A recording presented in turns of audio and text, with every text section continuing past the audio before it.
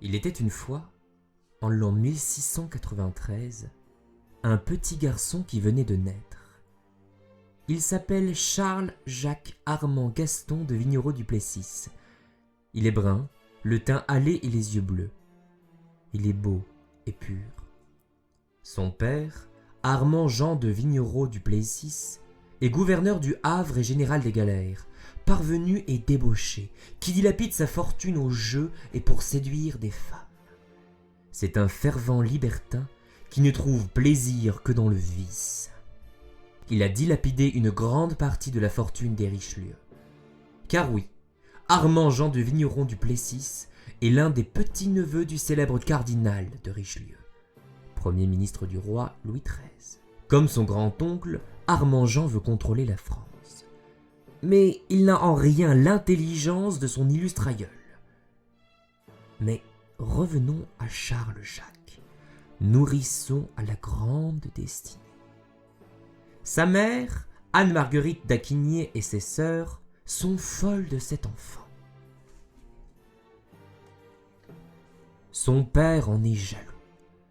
Néanmoins, le petit Charles-Jacques grandit dans le bonheur et la joie, malgré l'amas de dettes qu'accumule son père. En 1696, naît son petit frère, Louis-François Armand. Son père semble le préférer.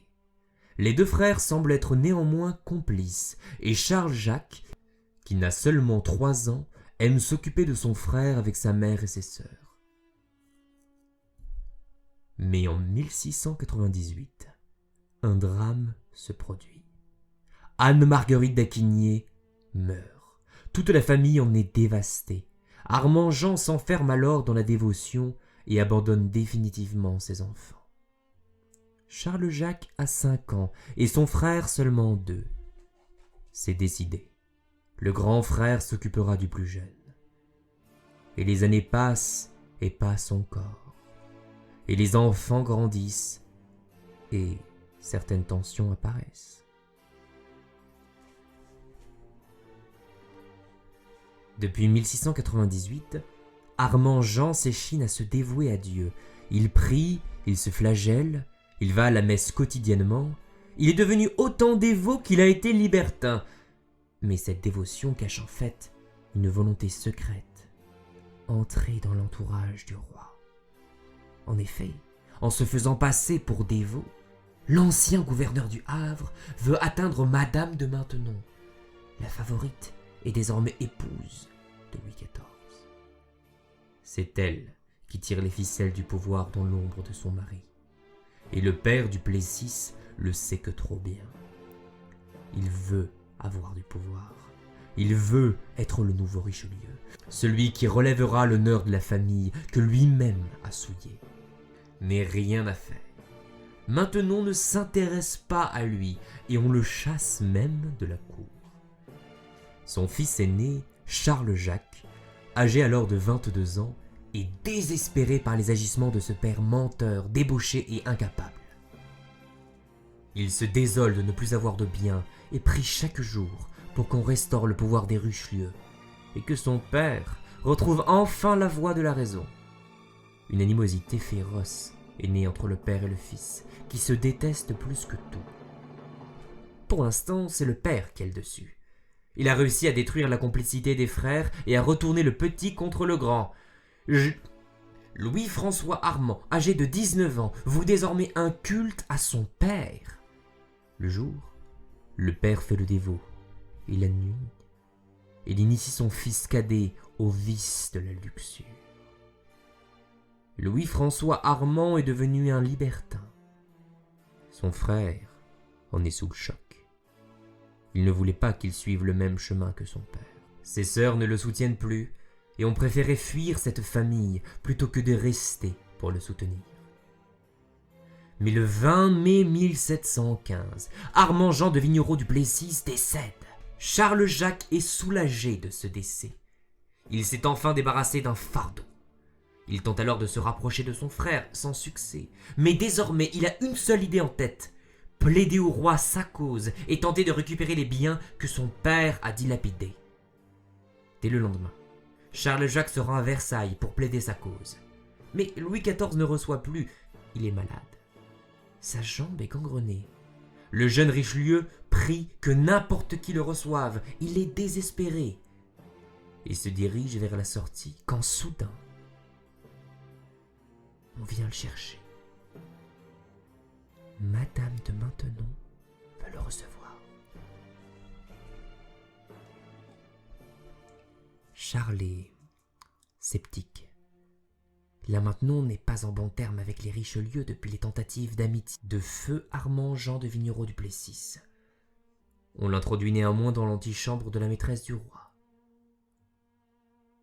Il attend 2 heures durant, en faisant les 400 pas, avant que la porte de la chambre s'ouvre et qu'on lui fasse signe d'entrer. Le jeune Richelieu se rue à l'intérieur. Là, dans un décor très sobre, est assise au coin du feu la marquise. Elle coud, puis lève doucement sa tête vers le jeune homme. Charles-Jacques est stressé. Il sue à grosses gouttes. Dans la chaleur du feu de cheminée, elle sourit.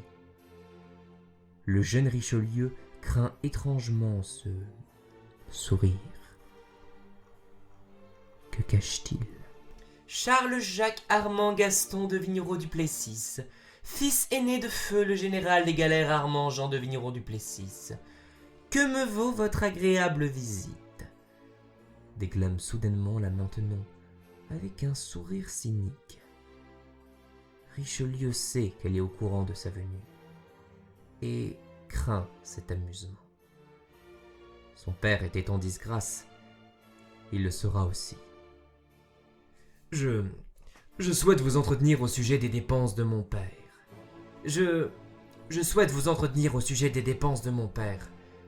Je souhaiterais que le roi intervienne en ma faveur pour pouvoir récupérer les propriétés de ma famille que mon père a dilapidées. Répond Charles-Jacques, la gorge serrée.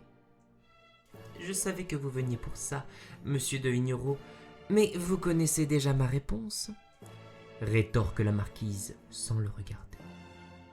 Il se jette alors à ses genoux, la regardant droit dans les yeux. Les gardes près de la porte s'approchent. La marquise leur fait signe de rester en place. Madame, je daigne me mettre à genoux devant vous, suppliant vos grâces d'aider ma triste famille. Aidez-nous, je vous en conjure, pleura Charles-Jacques. Et la marquise, dans un rire cynique et cruel, répondit: Mon cher Duplessis, vous êtes encore pire que votre père. Certes, votre père était un hypocrite, mais au moins il ne pleurait pas. Vous êtes aussi mauvais comédien que lui, cependant. Et Molière, s'il vous voyait, aurait renoncé depuis longtemps à sa carrière. Sentant la colère lui monter, Richelieu s'inclina et salua la marquise, puis se dirigea vers la porte, la main crispée sur le pommeau de son épée. Mais la favorite, voyant ses ongles griffer la garde de la rapière, envoya une dernière pique. « Monsieur, je plains votre pauvre oncle. Avoir comme descendant des idiots comme vous et votre père m'aurait causé beaucoup de déplaisir. » À ces mots, Charles-Jacques s'arrêta et se retourna vers Françoise d'Aubigné. Il savait que s'il faisait un pas, les gardes viendraient le stopper immédiatement, et c'est exactement ce qu'il voulait. À peine eut-il l'idée de se mouvoir que les gardes déjà le ceinturaient. Ni une, ni deux. Il dégaina son épée et embrocha les 2 gardes. Puis il se retourna vers la marquise et lui dit, le regard noir: « Ce que vous vouliez, madame, vous l'avez eu.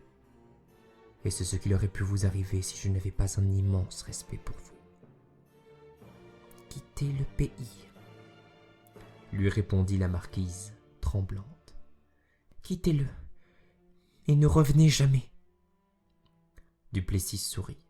« Je quitterai ma chère France, qu'à la seule condition que vous ne jetiez le déshonneur sur ma personne seule, et non sur ma famille entière.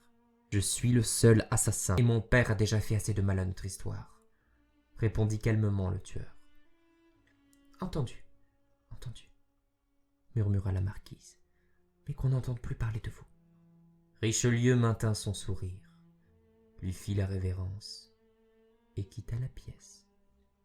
Il venait de signer là son arrêt de mort.